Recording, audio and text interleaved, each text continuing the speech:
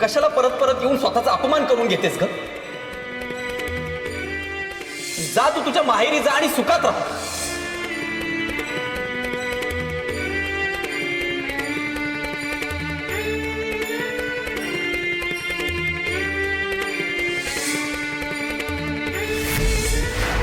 हे दागिने खोटे आहेत तो.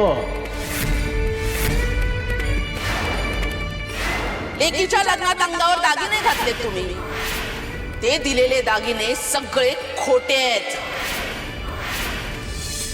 या सखूचे खरे सोन्याचे दागिने स्त्रीधन त्या शिवाप्पाने तिकडे पंढरपूरला नेऊन विकले. दागिने विकण्याच्या कटकारस्थानात सखू पण सहभागी आहे. मी म्हणेन तेच होईल. तुझं लग्न माणिकशी होणार. सासूबाई आऊचं दुसरं लग्न नका नाव करू. माहेरी जायचं आणि खरे दागिने घेऊन यायचं.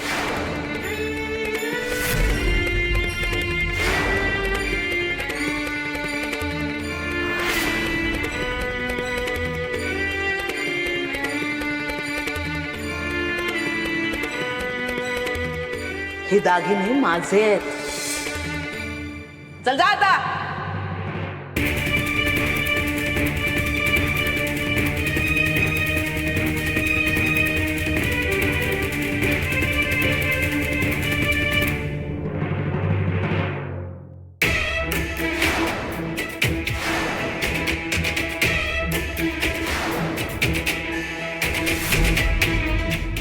सगळ्यांनी हकललं म्हणून घर सोडून चाललीयस? अगं पण मी आहे ना, अशी बरी मी तुला जाऊ दे. मला तू हवी आहेस इथेच. कशासाठी विचार? मला नाही माहिती ग. तुला माहिती आहे की नाही हे नाही विचारलं मी, पण मला तू का हवी आहेस असा प्रश्न नाही पडला तुला? इतक्या सहजासहजी मी तुला सोडते होय? नको ग पाणते, मला जाऊ दे. तुला नाही माहिती आहात काय झालंय. जाऊ दे मला. भ्रमात आहेस तू. मला तुझ्यापेक्षा खूप जास्त कळतं हे लक्षात ठेव.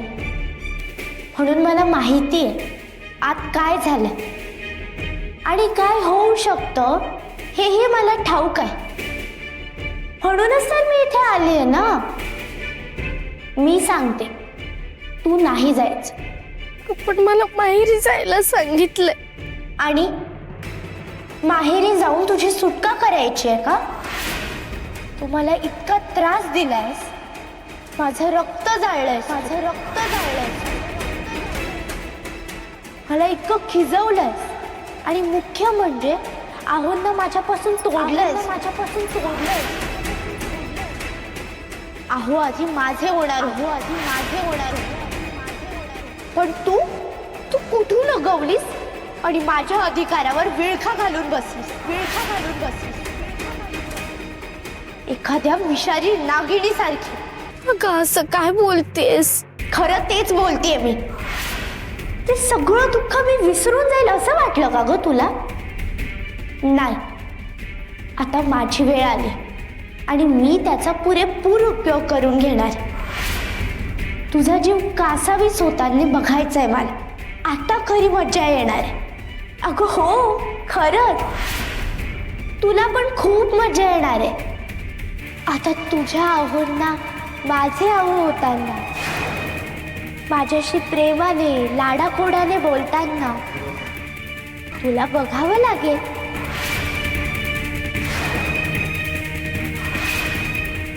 त्या सगळ्यासाठी मला तू इथे हवी आहे. चल आज चल. नको का माणिकताई, मला ओरडतील. अगं मग तर आणखीनच मौज. म्हणजे माझं कौतुक आणि तुला ओरडा. किती छान ना. सगळ्यांनी तुला ओरडलंच पाहिजे. इतरांनी बुकल बुकल बुकळण्यासाठी, टपल्या मारण्यासाठी तयार असलेलं खेळणंच असतो. त्यासाठीच तर तुझा जन्म झालाय. चल आता तर तुला मी अजिबातच सोडत नसते. भामे तुझ्याचमुळे घरातला कचरा बाहेर गेला म्हणायचा एकदाचा. काय ना किती झटकला तरी सारखा पायात पायात येत होता. आता गंगीला सांगून सगळं घर अगदी सारवून स्वच्छ करून घेऊया. नुसतं सारवून काय होणार आहे, चांगल्या गुढा तोरणं उभारू. आता माणिकच्या रूपात लक्ष्मी यायची, स्वागत नको करायला.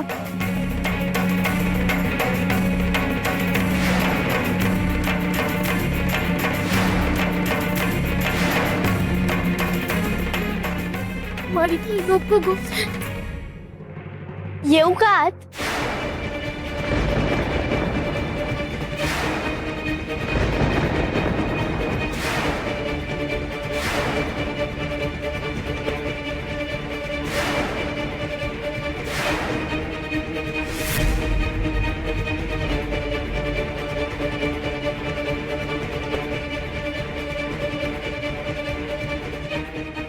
मी लक्ष्मीच औदसेला घेऊन आली आहे. मग वहिनी काय प्रकार आहे हा? माणिक, हे काय आहे? हिला का घेऊन आलीस परत? अहो सासूबाई, मुद्दामच घेऊन आलीये मी हिला. घर सोडून निघून चालली होती ही. कळवळून कळवळून मला सांगत होती की मी माहेरी चालले म्हणून. याला काय अर्थ आहे? अगं पण जातीये तर जाऊ दे ना, तू कशाला अडवलंस?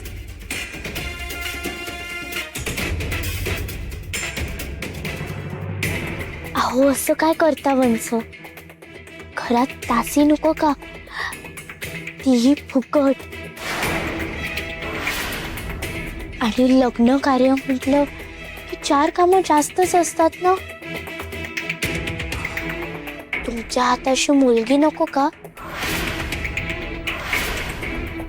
ती करेल सगळी कामं. आणि सासूबाई, माझ्या हातावर मेहंदी काढायला, माझ्या पायाला आळता लावायला कुणीतरी हवं ना. तुम्ही सगळ्याच माझ्यापेक्षा मोठ्या आहात. एक हीच तर माझ्या वयाची आहे, माझी लाडकी सखी. आणि ही सुद्धा गेली तर मला कसं चैन पडेल? मग तर काही मौजच नाही ना. मी तरी माझ्या लाडक्या सखूला अजिबात जाऊ देणार नाही. माणिक, आत ये जरा.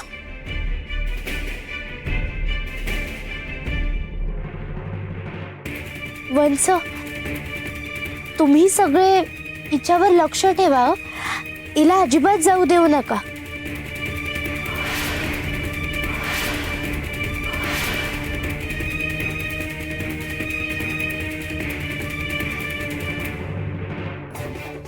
काय ग बाई ही सखू, तोंड घेऊन आली परत, निर्लज्ज. कोडगी आहे ग, कोडगी. आमच्या उमावंच पण अशाच. अगदी तोंडावर कितीही अपमान केला ना तरी परत परत लोचाटासारख्या आपल्याला चिकटायला येतात. हो पण माणिकच घेऊन आली आहे ना तिला. माणिक लाग बोलेल ग, पण ह्या सकुला कळायला हवं ना. हा, हिला तोंड आहे ना बोलायला की मला घरातून बाहेर काढलंय, मी तिथे येणार नाही. ऐकतेस ना सखू? अगं तुला काही लाज स्वाभिमान आहे की नाही? हकललं तरी जातच नाहीस. काय काय काय करायचं काय तुझं? चिकटू कुठची?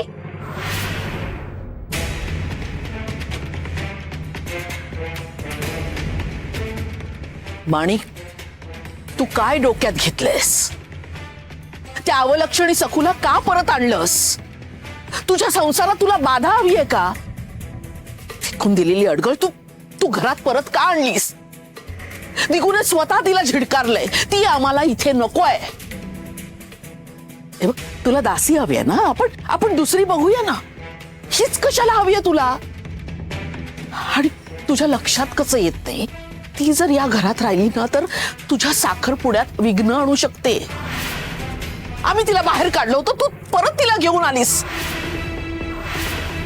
मी सुद्धा हाच विचार करत होते की साखरपुड्यात विघ्न यायला नको, म्हणूनच तर मी तिला घेऊन आले. काय? म्हणजे बघा सासूबाई, तुम्हाला पटतंय का? नसेल पटत ना तर सोडून द्या. पण मला काय वाटतंय माहितीये का, आपण त्या सखूला हातची सोडायची नाही. ती आपल्या नजरेसमोरच राहायला हवी. ती जर आपल्या नजरेसमोरून नाहीशी झाली ना तर ती कारस्थान करे, तर ती विघ्न आणे. तिला मुळीच मोकळं सोडायचं नाही. फक्त तिला राबून घ्यायचं हे डोक्यात नव्हतं, तर ती आपल्या डोळ्यासमोर असायला हवी. म्हणजे मग साखरपुडा लग्न कार्य आनंदात पार पडेल. अगं पण ती समोर राहून विघ्न आणू लागली तर? तसं झालं तर तिच्या पायाला दगड बांधून तिला विहिरीत ढकलता येईल की?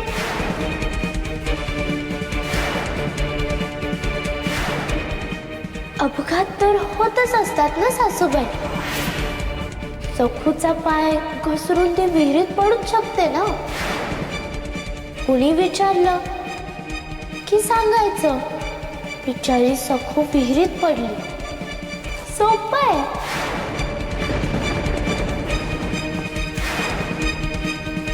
अगं बाई, हिला जरा ताब्यातच ठेवायला हवे, नाहीतर उद्या मी विहिरीत घसरून पडले असं ऐकू यायचं. नाही आवडलं का? मग सोडून देऊ तिला. नाही, पटलंय मला, पण आपण काही चुकीचं करतोय असं वाटत असेल ना तर ते आत्ताच्या आत्ता मनातून काढून टाका. त्या सखूने तुम्हाला किती त्रास दिलाय. छळलंय तिने तुम्हाला, म्हणूनच तर तुम्ही तिला हकललत ना. मग आता आपण तिला जगातूनच हाकलायचं. चिटकीनच आहे ती. तिला जर दयामाया दाखवली ना तर ती आपला जीव घेईल. तू परत आलीस का? का म्हणजे तुझं सुख बघवत नाहीये तिला. माणिकच्या आणि तुझ्या लग्नामध्ये काहीतरी विघ्न घालायचं असेल. कसंही करून या घराला चिकटून बसायचं हिला. लोचट कुठली. अगं सखू, तुला अपमान, कुचंबणा, टोमणे हे सगळं सहन करायची हौस आहे का? हे सगळं सहन करायला परत आलीयस का? अगं जा ना तुझ्या माहेरी, सुखात राहा, तुझी सुटका होईल. तुझ्या भल्यासाठीच सांगतोय अगं मी हे. जा तू. थांब दिगो.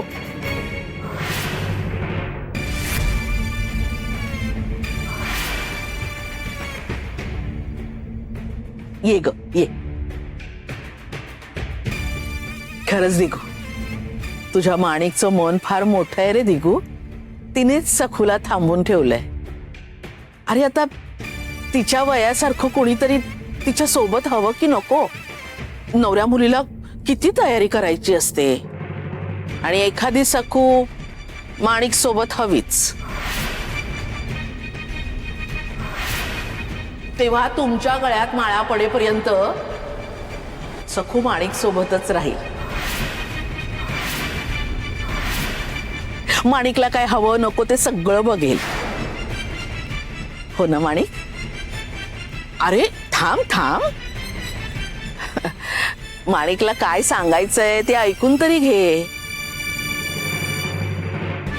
सांग बाई माणिक, तुझ्या होणाऱ्या नवऱ्याला तूच सांग काय ते.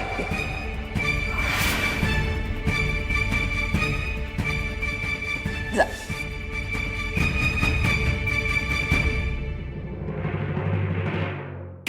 अहो, बिचारीचा आपणच विचार करायला हवा ना. नुसतं माहेरी जा असं सांगून आपली जबाबदारी संपत नाही ना. ती तिच्या माहेरी एकटीच कशी राहील हे नको का बघायला? तिथे तिचे उमाई अप्पा सुद्धा नाहीयेत. तुम्हाला ती नकोय मान्य आहे, पण तिचे उमाई अप्पा पंढरपुरावरून आल्यावर आपण तिला परत पाठवू. तोवर तिला इथेच राहू दे. आम्ही दोघी एकमेकांची काळजी घेऊ ना. माझ्या आईने सांगितलं, सवत ही बहिणीसारखीच असते, आणि वयाने जरी मी मोठी असले तरी मानाने सखूताईच माझी मोठी बहीण आहे.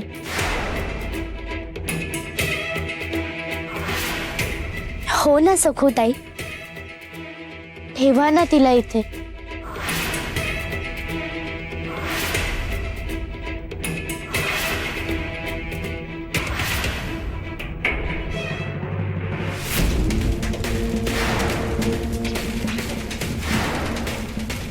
भला तो बम बम कड़कड़ कटाए आग ने आग फटफट फटाए मुर्दा आए त्योहार होवे खाना बने खटखट खटाए. या बाबाचं ध्यानच नाही माझ्याकडं. अरे आज बघायला पाहिजे होतं. हाताला बदामाचं तेल आणि मधमाशांचं मीण लावून आलोय, त्यामुळे जमतंय. चटक बी कमी बसते आहेत.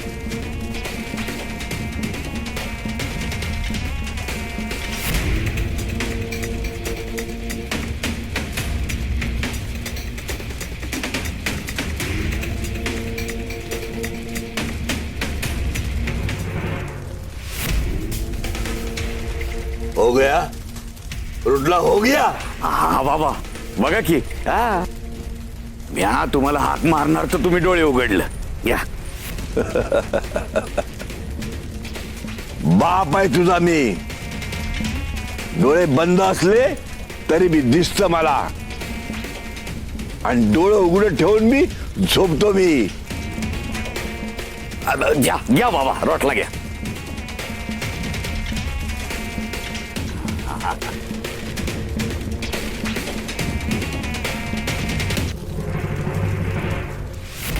तुम्ही खाणार ना?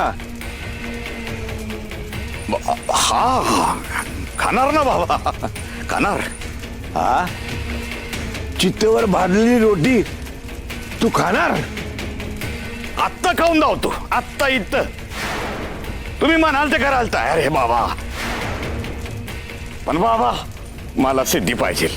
सिद्धी द्या मला. अरे इतनी चबर चबर क्यों करता है? चल ये अपन रोटी खाऊ. ये ये ये आपण दोघं बसून रोटी खाऊ.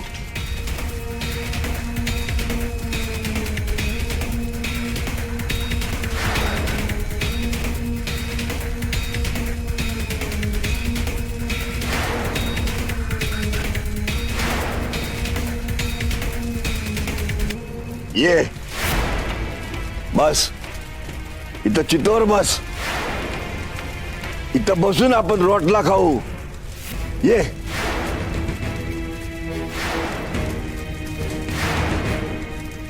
काय र काय झालं?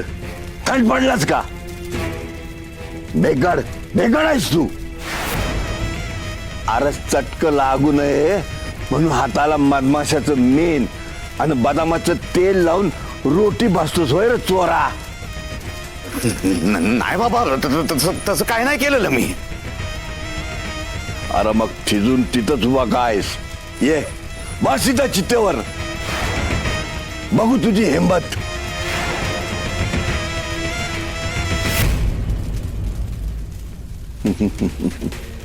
भित्रा कुत्रा आहेस तू. हट, काय दम नाही तुझ्यात. हात भाजू नये म्हणून मेन आणि तेल हाताला लावलंस, हा? आणि बुडाला नाही लावलंस, हा? करकलास ना? माझा शिष्य व्हायची काय बी शिकण्याची कुवत नाही तुझी. फार शेळपट निघालास तू.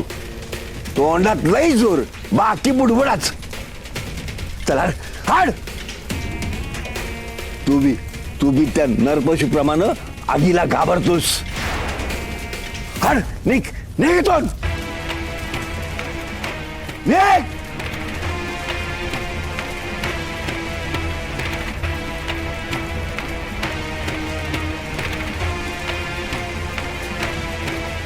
निघ. हाड हाड.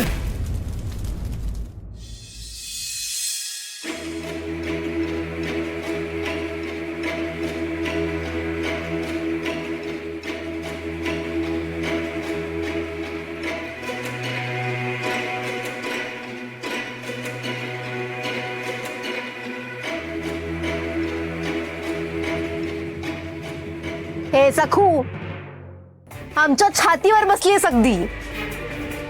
तुला बघितलं तरी डोकं दुखतं. काम तरी नीट कर. आता आम्ही काहीच करणार नाही. आवर हे सगळं.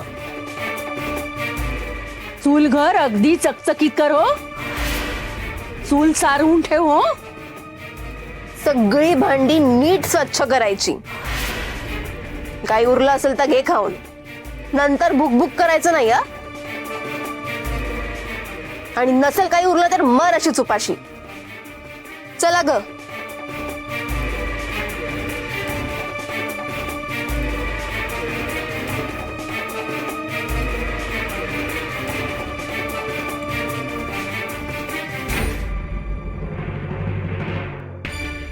काय ग सखू, माझं वाईट करायला निघाली होतीस. सगळ्या गावासमोर माझ्यावर चोरीचा आळ आणलास. तुला काय वाटलं, मामी संपली, कोलमडली? चोरावर मोर आहे मी, चोरावर मोर. दागिने दाखवल्यावर रमा मावशी कौतुक करेल कडेवर घेऊन, अशा भ्रमात होतीस ना तू. अशी पेकाटात लाथ बसलीये ना, समजलं की नाही? मामी, मला कोणीच मारलं नाहीये. तू आणि तुझी आई खरंच नेहमी असं वेड घेऊन फिरता का ग? का उघड्या डोळ्यांनी काही दिसतच नाही?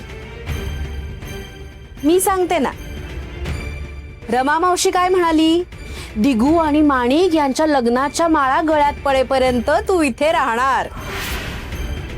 ते पण कशाला? माणिकची सेवा करायला. तसंच पाहिजे. पण म्हणजे लग्न झालं की तू माहेरी. मग तू आहेस आणि मी आहे.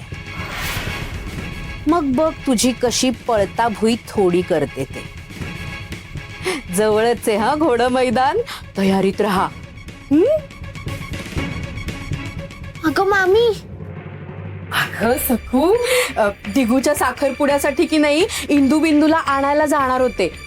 जाऊ ना? नाही म्हणजे मी गेले आणि इकडे तुझ्या डोक्यात विचार आला की विहिरीत बिरीत उडी मारून जीव द्यावा तर. असं काही करणार असशील ना तर मला आधीच सांग बाई. नाही म्हणजे हा सोहळा डोळ्यांनी बघणं राहून जायला नको, नाही का?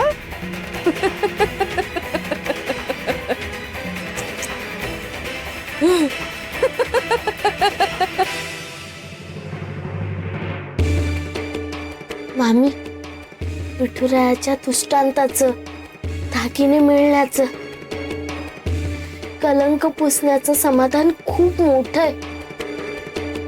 तेव्हा तू काही म्हण, मी नाही घाबरणार. पण तू खोटं बोलून खूप मोठी चूक केलीस.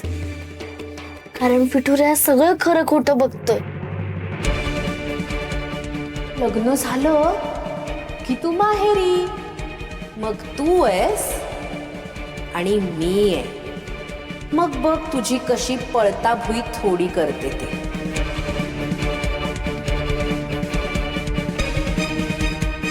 विठुराया, नेमकं तुझ्या मनात काय आहे रे?